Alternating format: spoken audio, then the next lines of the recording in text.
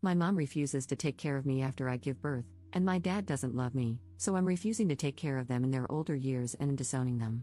Posted by u/gold_gold217. So, I, 28F, am 30 weeks pregnant with my first child and about to move to another state. My mom has this thing where she takes care of my siblings when they give birth until they recover. She did it for my older sister and my brother's wife, so I thought she would do the same for me. But a week ago, she told me she couldn't because it was too far away. We got into a fight about the whole thing. I told her to get out of my house, and now we're not talking. Before you judge me and say that my mom isn't obligated to take care of me, I'll tell you that it was never about that. I'm the one child in the family that nobody really cares about. My parents always claim they love and treat us all equally, but man, is it obvious that they love me a little less than the others. I always thought maybe I was adopted and that's why they didn't care about me as much. Well, I was wrong because I am 100% theirs. It's always about how my other siblings are doing or how mom and dad are suffering, but it's never about me. It was never about me from the beginning. I am rarely celebrated, even when it's supposed to be my day. My birthdays? Rarely celebrated because mom and dad forgot, or they just threw everything in the house together and called it a birthday. High school graduation party? Nope, my parents had already wasted a lot of money on my big brother's college graduation party, so they couldn't do that, but they would make it up to me.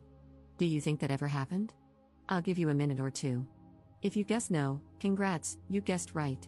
They shared the wedding expenses for my siblings' weddings, but since my husband came from a good family, they didn't have to share wedding expenses, their words, not mine.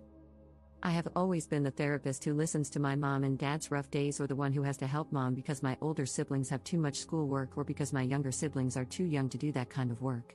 They always tell me I'm a good daughter, but I'm never the one they brag about to their friends.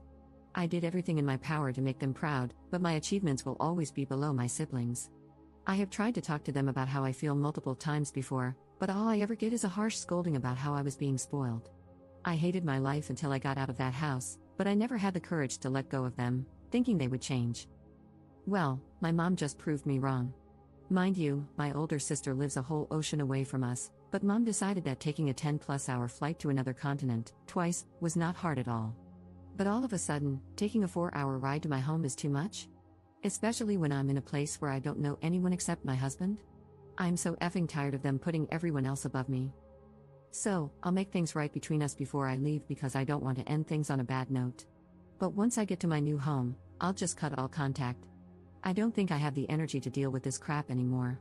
Besides, I have my lovely husband with me, so I'll be alright and build myself a new family where I am truly appreciated and loved for who I am. Note, I'm the third out of 5 children. My younger siblings are twins. Notable comments. Commenter. Not the jerk, I know exactly how you feel about being the invisible kid. According to my parents, I was the only planned child, 2-year older brother, 6-year younger sister. Well, I have always been subjected to middle child syndrome, look it up. I have only ever been good enough when they needed money. I have student debt just to keep food on the table and a roof over our heads. Sadly, I cannot go no contact as I need to live with them, not great when you're 38.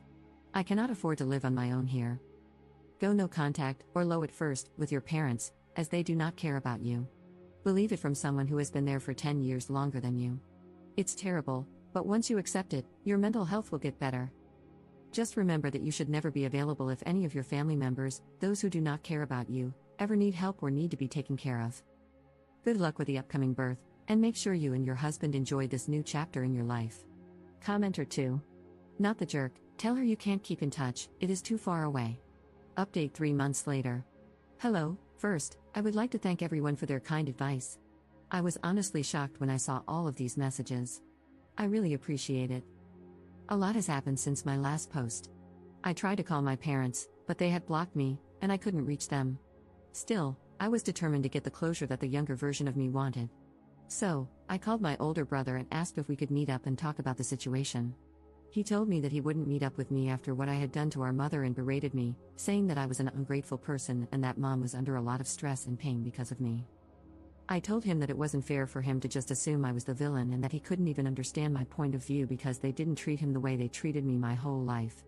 He knew they treated me like their personal chef, maid, and therapist for years, yet they couldn't even give me the love and attention I wanted just once in my whole damn life.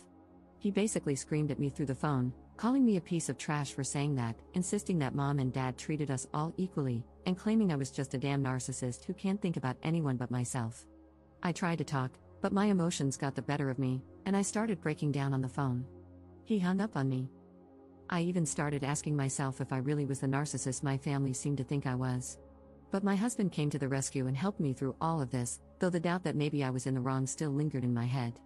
I guess my brother told my parents that I had called him because Dad called about 2 days later and asked me to meet up at their house.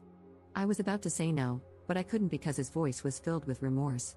So, I thought that maybe, just maybe, we could get past the whole thing, and I could drop the thought of cutting contact, even if Mom didn't want to help out. After about 3 days of talking to my dad, my husband and I went to their house to talk. I thought it was going to be just me, my husband, and my parents, but they had also invited my brother and his wife.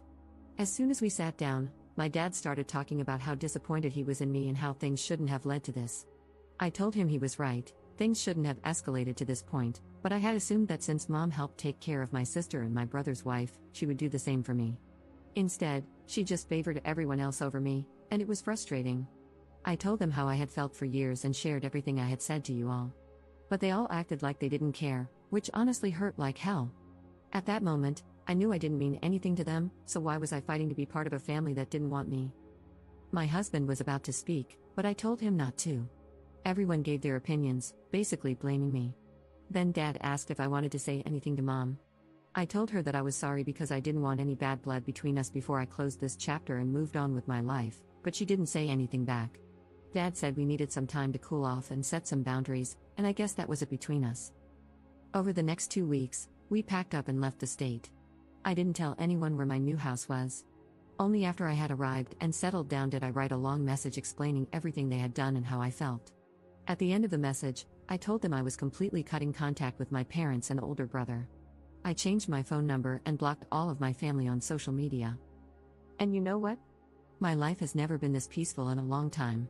I'm happy with everything, and my baby will arrive any day now. It is honestly stressful, but I love it so much. We even hired a helper around the house, because why not? Now my days consist of sleeping, taking walks, eating some more, dealing with back and hip pains, and repeating the cycle, which honestly isn't that bad. Thank you for reading. Notable comments. Commenter. You should have never sought closure from your family. It was a bad move, and look what happened. It's clear you're never enough for them, and you never will be. Cut off all contact with the people giving you trouble. There's a difference between being spoiled and simply wanting to be acknowledged. You're a wife and soon a mother. Your husband and your child are your number one priority and will always come first. You don't need your parents or your siblings, and your child especially doesn't need aunts, uncles, and grandparents who would honestly treat them just like they treat you. This is the start of a new chapter in your life. If they ever reach out to you, do not respond, as I'm positive they're only doing so for some ulterior motive, like resources. Don't give them a chance. I wish you and your new family well. Commenter 2. Don't even bother writing the letter. Make a fresh start, and do not contact them. Get off social media, do not post pictures of your child on it. Do not answer the phone when they call, do nothing. Don't give them the satisfaction of having something more to throw in your face. Just go, live well, because that is the best revenge.